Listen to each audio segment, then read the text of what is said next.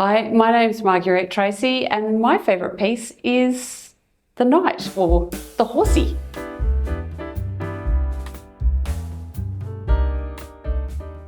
All right, Dr Marguerite Tracy, look, thank you very much for agreeing to a game of chess and also an interview. Yep. Let's start off with a game first. Now, do you know how the chess clock works?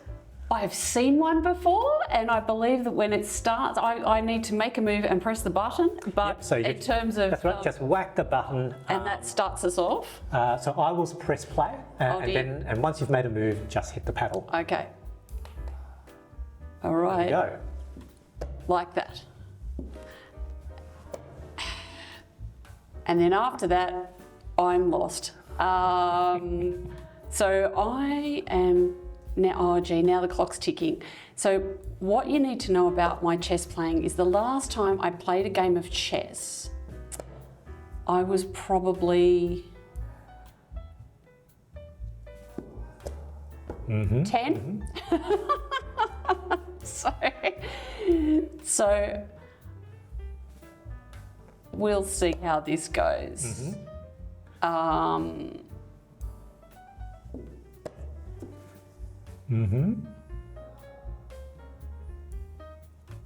So if you're thinking about how I might be strategizing, Oh, then check. But can't I? Hang on. What does that mean? Why can't I castle out a check? What?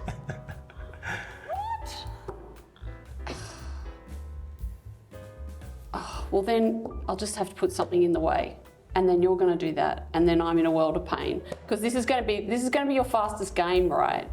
No, you can't. Yes, I can do that. Yes, you can do that. Oh my gosh. Sorry. Now I'm just like. Yep. So. Oh, sorry. No, that's all And good. we could be in a work. Yep, we could be just about to be over for the first ever game. But now I'm going to do that because I just want to. Can I now? Yes. I wasn't in check. No, that's right. You can. Right. Okay. Sorry. Okay. I didn't know I couldn't castle out of check. That's not fair. Yeah, it's Been too long. It's a rule. It's okay. I completely understand if it's a rule. I just had no idea, and I'm totally on the back foot and have no idea what I'm doing right now. What's going on? Except that, anyway, yeah. So why is the knight your favourite piece? Why is the knight? Oh, because when you start to learn to play chess, you go, seriously, that's what it can do? And sometimes you, especially when you're a novice and learning, I suppose, you're not going to want to play tradies on that. We'll see. I don't know if you'd want to or don't want to, but there you go.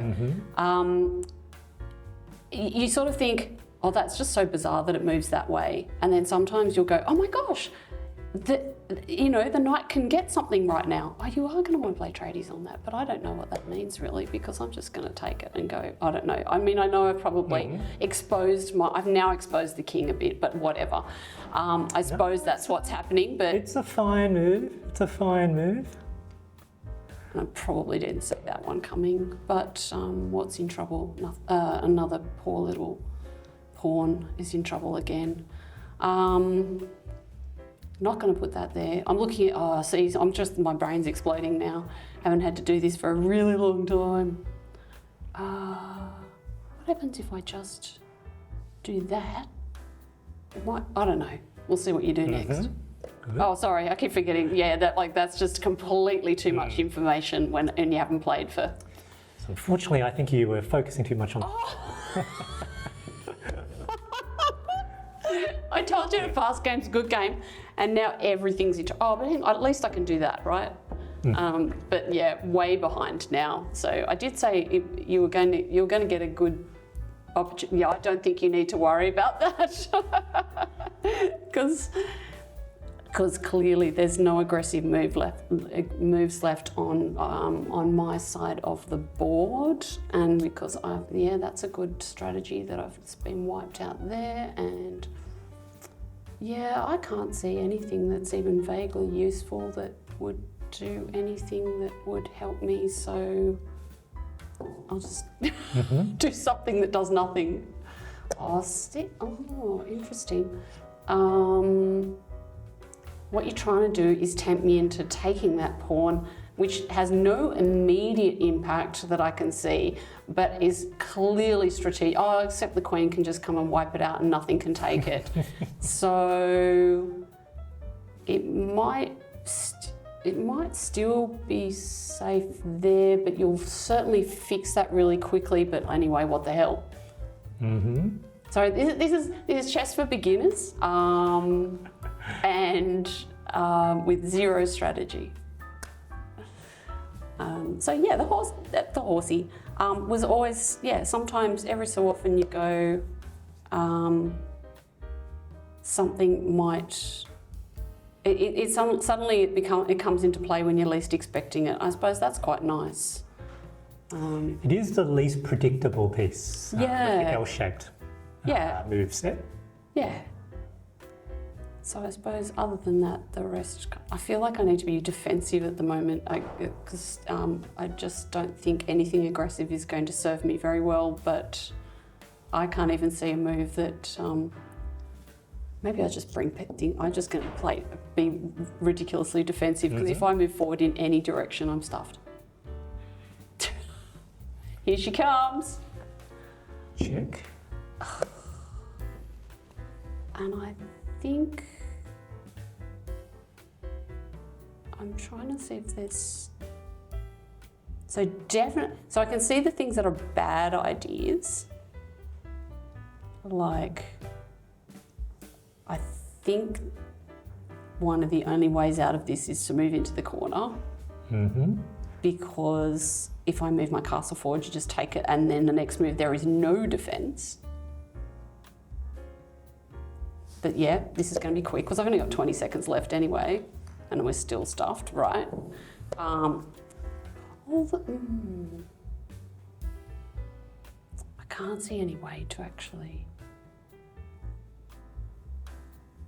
Certainly can't play aggressively at this point in the game, so I've got 10 seconds left. I'm just going to be going to put more things in your way. See, this is what happens when you play against a novice. It's not very interesting. Not for chess players. I can't see anywhere. Anyway, it's gone. You won. Well, thank you for the game.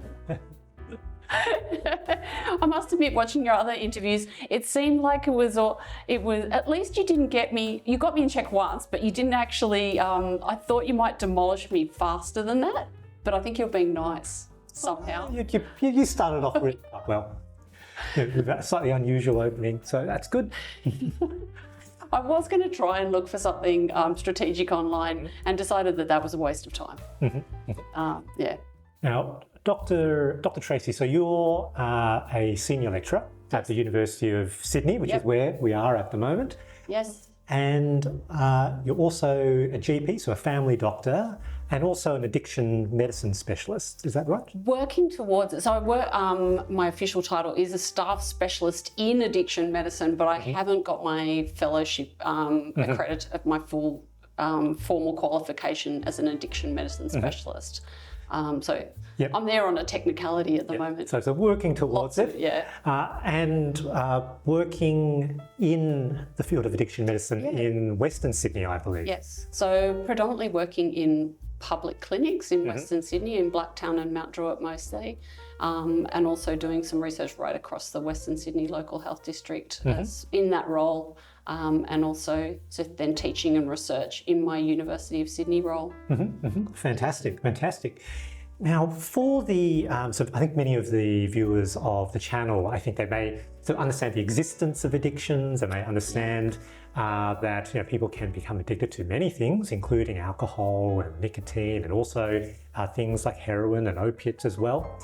Would you be able to give a bit of description of sort of your day-to-day work at a public at a public clinic? Yeah, predominantly, so we have outpatient services, and I predominantly work in the outpatient environment. As part of your addiction medicine training, you do more inpatient services and consult liaison. So if people come into the emergency department or and have a drug or alcohol issue when they present predominantly, then we'll get called to the emergency department.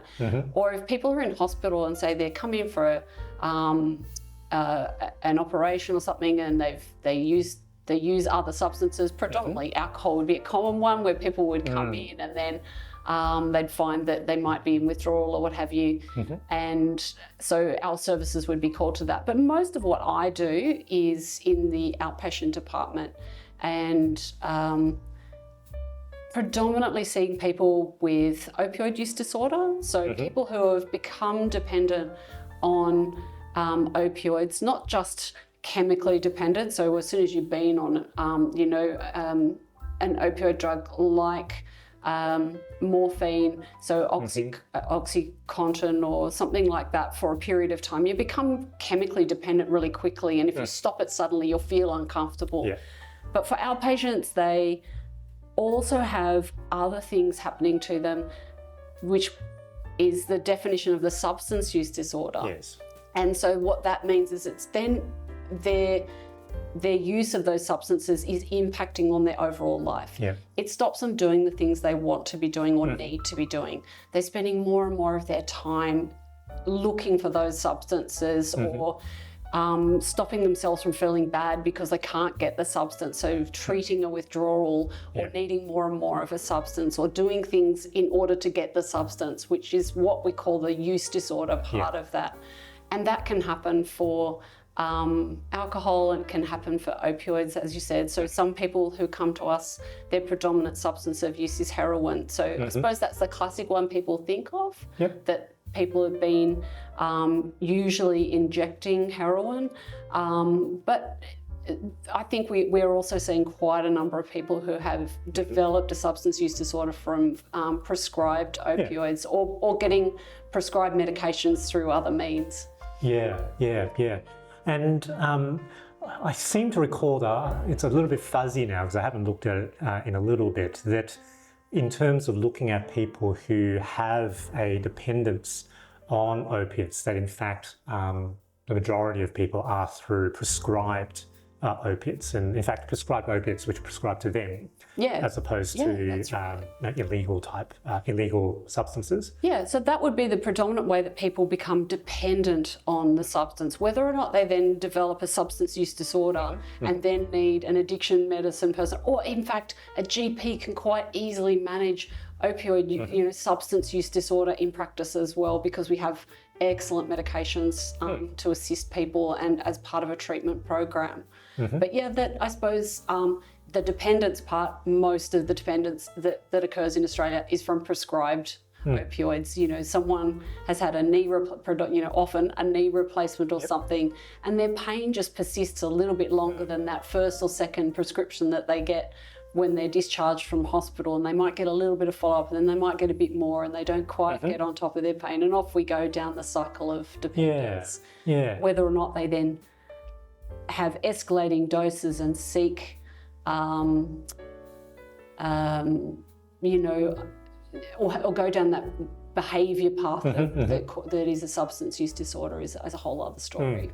And I think specifically for opioid use disorder, so people, let's say, with an addiction to opioids, which could be heroin, could be prescription opioids as well.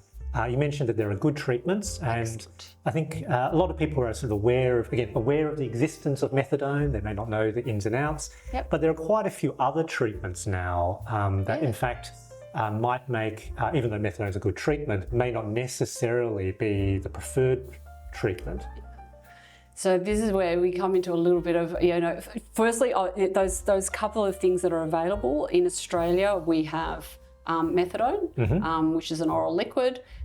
We have then different types of buprenorphine. Firstly, there was Subutex, which is a sublingual tablet, but we don't use that very much because there's issues with it being easy to divert.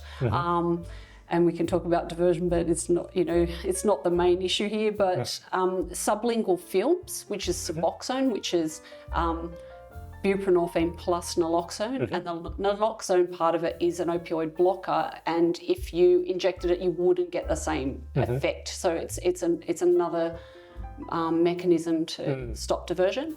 And then the big new one. And just for the sort of people sort of watching, the idea is that naloxone. The naloxone blocks some of the effect in the gut, but when you inject it, it stops all. Yeah, it that's stops right. any. It will That's right. it will bind to the receptors That's right. more strongly and faster, and knock any of the opioids off the receptors. Yeah, that's right. So it will bind really quickly, and it puts people into what we call precipitated withdrawal, which is not a pleasant place to be. You feel sick very quickly.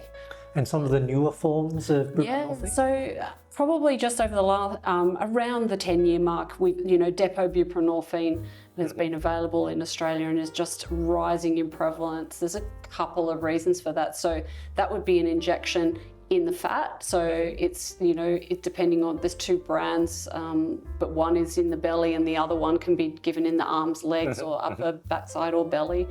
And by depot, you mean sort of an injection that lasts a long time? Yeah, so there's two preparations. One lasts a week and one lasts for a month. And those have been game changers for a whole bunch of reasons. Methadone, has also been called liquid handcuffs. It's a massive imposition on someone's life. You have to turn up somewhere most days, or, every day at the start, you've got to turn up. Someone's going to watch you drink your methadone or have your sublingual strip. And that stops you from being able to go on holidays. If you're working, it's going to, initially it can be quite restrictive. We've got ways around that with takeaway doses and things. But what these new injectable preparations have meant is that if we can move people, like people who want to move from methadone or sublingual preparations, can suddenly be having an injection once a week or once a month that is managing their opioid use disorder. And we're doing a nice little study at the moment, which we hope to publish probably next year, talking to people and their expectations of before they change medication. And it's just lovely, not too many spoilers, but they really have hopes for greater freedom of and being able to move on with their lives. And I think it's a lovely story, and I look forward to being able to tell that one. But game changer. Yeah, and just to, I suppose, flesh out the story for, I think, some of the viewers, because I think when we talk about people with heroin addiction, say, the sort of the view that I think perhaps a person on the street might have is quite a stigmatized view from media. The person who's a junkie, who's committing crime, who lives a hard life and causes a hard life for other people as well. But certainly I've seen in some of my own patients that once they go onto opioid treatment, be it methadone or potentially one of the buprenorphine preparations, it really makes the opioid use disorder just a chronic illness. They take a medicine potentially every day, but for some of the newer preparations, it's not even every day, and they work, they do all the ordinary things. You wouldn't, you're not visibly someone living with a addiction when you're walking around the community. It really changes people. Yeah, and I think that that destigmatization has been a huge part of it. I'd say that, that is certainly a stereotype, and it's not really always what I see come through the door. We see people from all walks of life, people who've been able to afford their habit for a really long time, their substance use disorder, they really have to get quite a long way into trouble before they get to us. But so I think we should challenge those initial stereotypes, especially given what we've spoken about with a lot of that opioid use disorder coming from pharmaceuticals. That picture is changing. I must admit, a lot of people we see have also started on opioid dependence treatments in custody, in jail. And, they may not have necessarily gone in with an opioid use disorder. It's a stressful place to be. People start using opioids in custody for escape or for whatever reasons. And then they start on opioid dependence treatment and they come out on that. And so we've got people from all different backgrounds as well in treatment. Now, one of the things that I'm aware of, because I suppose I'm on the project as well, is that you were successful in getting a fairly large competitive grant, an MRFF grant, which is Medical Research Future Fund. Yep. So tell me about the sort of the project that you put into the application, and so what's the plan and what's the idea of your body of research? So before I started working at the LHD, I was working in general practice, and that's where I learned to prescribe methadone and buprenorphine with other really engaged GPs. That was in an Aboriginal medical service. We were all prescribers. We did this in community, and our patients were all having Aboriginal health checks. We were doing child health checks on their kids. They were getting their annual flu vax. All of these things were happening, and they were just getting really good wraparound care. Sure, there's, people still get sick and all the rest of it, but we were there to manage that very holistically. When I started working in the LHD, I was quite shocked how many of our patients had such poor care of their overall healthcare needs. I lost a couple of patients really early to very late diagnoses of cancer, so lung cancer in particular, and we've got the lung cancer screening program, which has just kicked off in Australia this month, and that's so exciting. But I was really concerned that they weren't getting the healthcare that they needed. So the project aims to address this by strengthening ties for people who are on opioid dependence treatment, and we're starting with our cohort of people who are being prescribed within the local health district. So staff specialists like myself who write their prescriptions for methadone or buprenorphine, and we see them roughly every 3 months for most people, more often for those who are new in treatment, all the rest of it. But trying to get those people linked in with a local GP and getting those general background checks, getting their cancer screening up to date. If they've got diabetes, if it's undiagnosed or diagnosed but they haven't been on treatment, getting them back taking their regular diabetes medications, their blood pressure tablets, all of those sorts of things.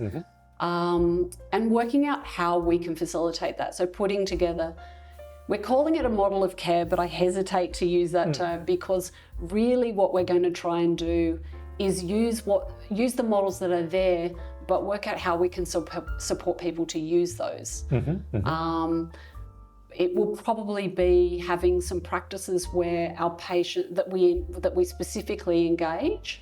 And as I say this, we're the first year of the project is to develop this model and then implement it probably next year after more ethics applications. But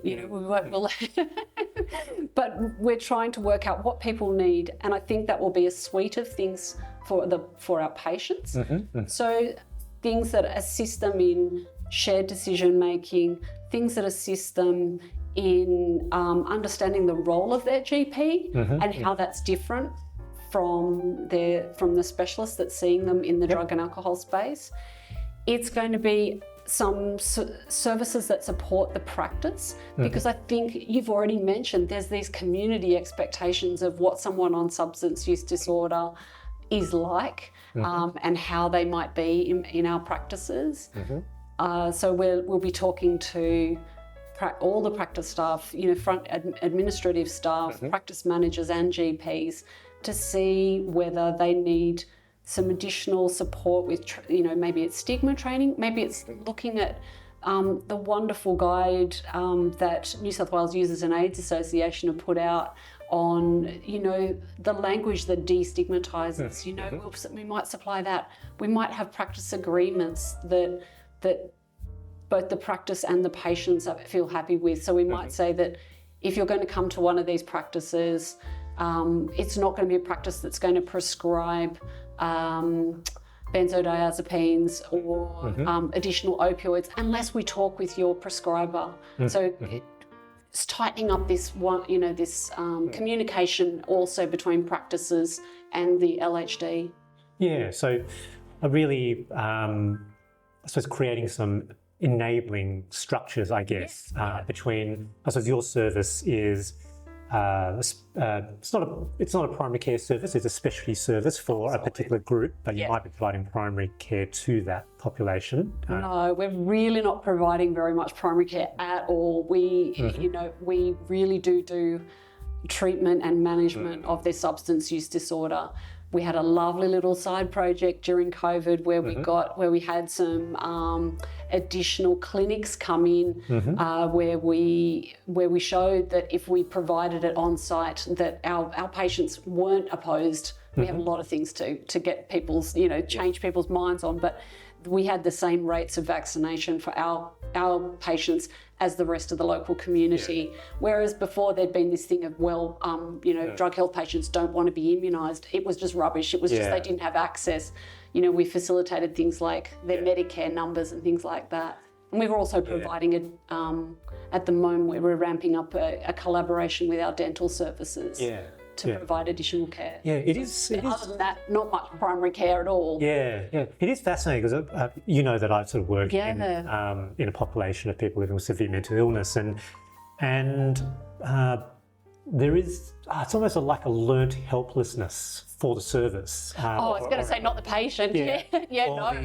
Also, a therapeutic nihilism. So it's very similar there. People with mental illness don't want to quit smoking when it's clear evidence that they want to quit smoking at the same rate as anybody else.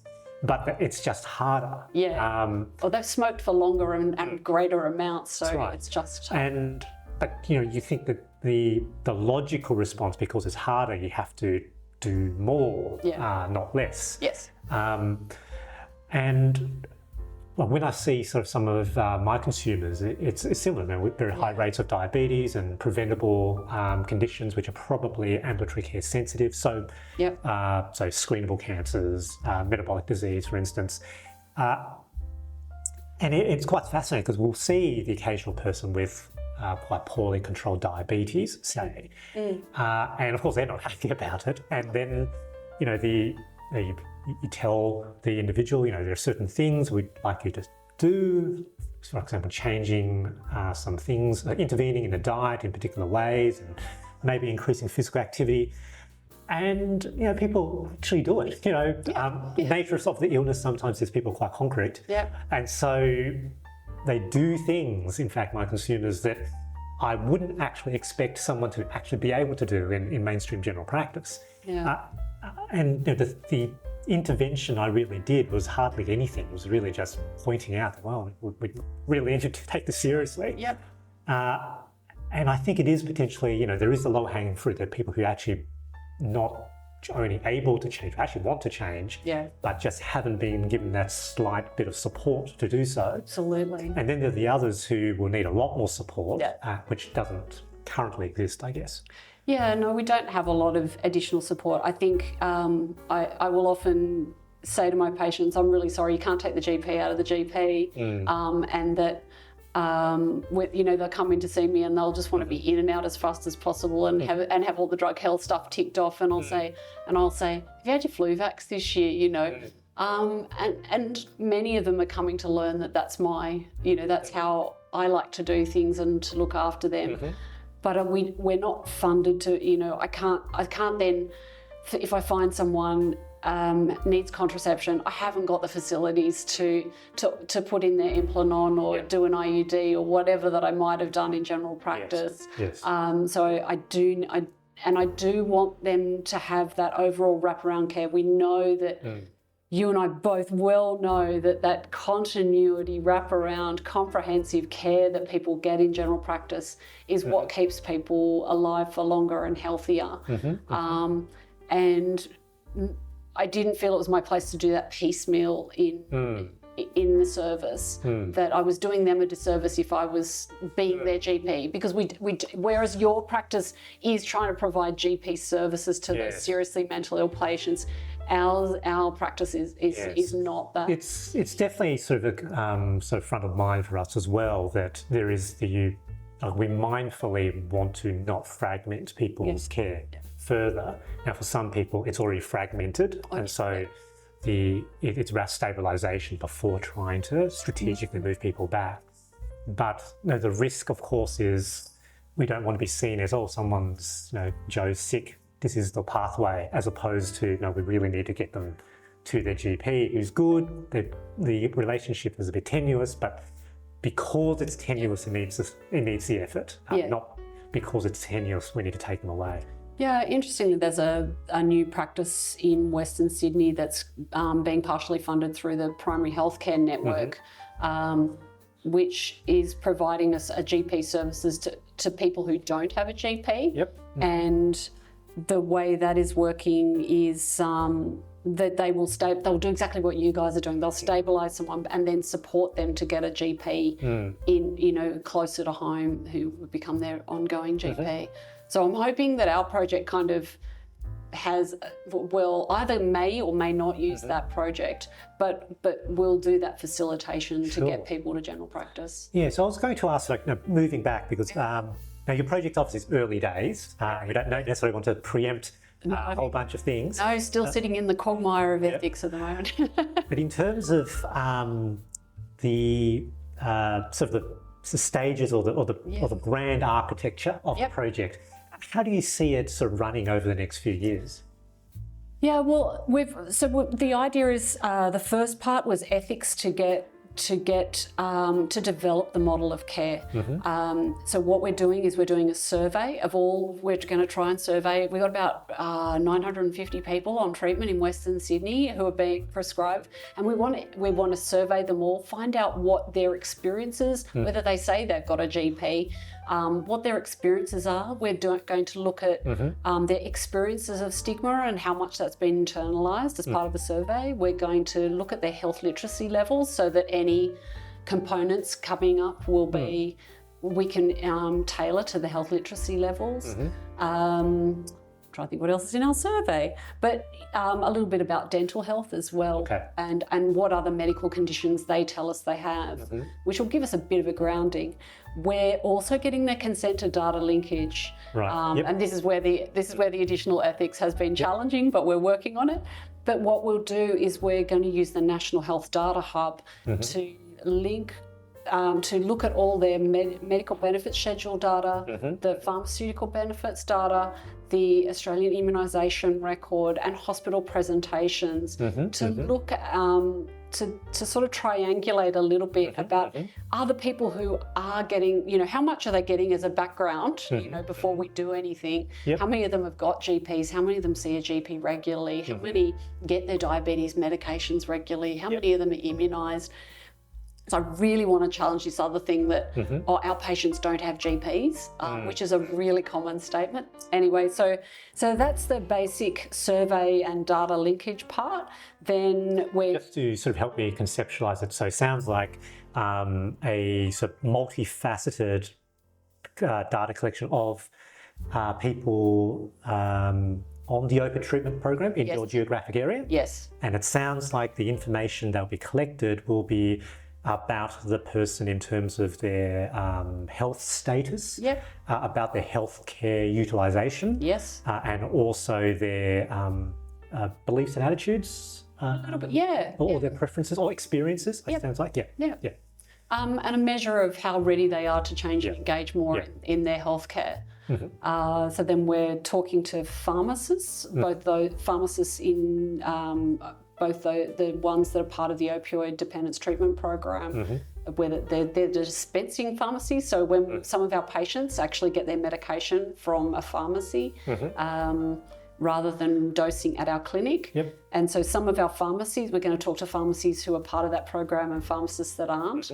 And talk to, as I said, general practices and all the members of staff there to see how all those members of what might be the healthcare team can support a person to improve their overall health. And we're also doing a quality improvement project at Drug Health Services to improve the communication from drug health out to GPs. Because at the moment, with those attitudes of, our patients don't really have GPs or don't see GPs, people are also able to self-refer, which is wonderful. It reduces barriers to treatment. So someone can walk through our door and say, hey, I've got a problem with heroin. I want to get on treatment. I've seen my friend on it. They say it's a good thing. They can walk in the door. We can assess them and get them on treatment just about that day. With further assessments. But So I wanted to, it's a low barrier to accessing the service, but it means they don't need a GP referral. And that's different to if you go to a gastroenterology outpatient or a respiratory outpatient or something, you need a GP referral. So we don't have that automatic link with general practice.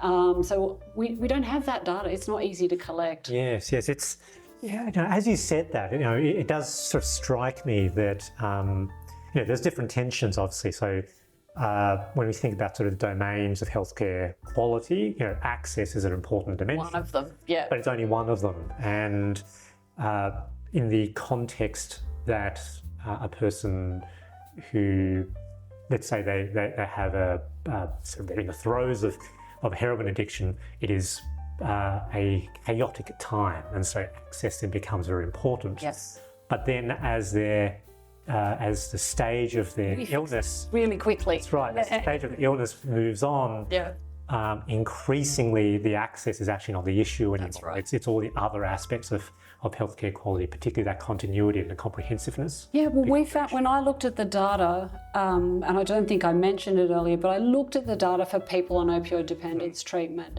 and their morbidity and mortality drops,